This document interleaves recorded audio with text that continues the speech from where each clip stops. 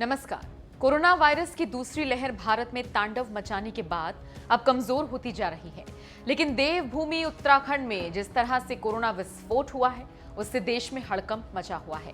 अभी तक तो ये माना जा रहा था कि कोरोना के सबसे ज्यादा शिकार बुजुर्ग और युवा हो रहे हैं, लेकिन जिस तरह से उत्तराखंड में अब महज 9 साल के बच्चे की कोरोना पॉजिटिव होने की खबर आई है, उसने देश की चिंताएं बढ़ा दी हैं। क्योंकि जब कोरोना की दूसरी लहर में ही देश के तमाम अस्पताल फुल हो गए, सरकार को आनन फानन में नए अस्थायी अस्पताल बनवाने पड़ रहे हैं, तो फिर कोरोना की तीसरी लहर का क्या असर होगा ये आप समझ सकते हैं।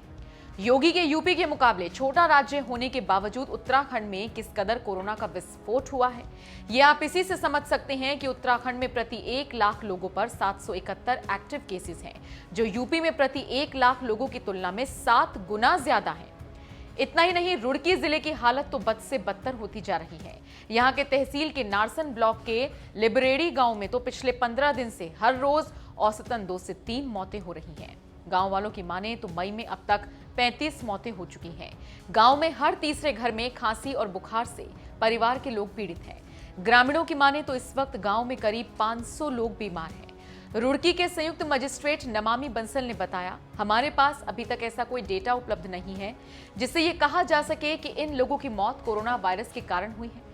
हो सकता है ये मौतें कोरोना के कारण हुई हो या फिर बुखार या अन्य बीमारी से, लेकिन हमने गांव के हर कोविड-19 संदिग्ध की जांच के लिए अपने प्रयास तेज कर दिए हैं। चिंताजनक ये है कि ना तो यहाँ के लोग टेस्ट करा रहे हैं और ना ही प्रशासन और स्वास्थ्य विभाग की टीम पहुंच रही है।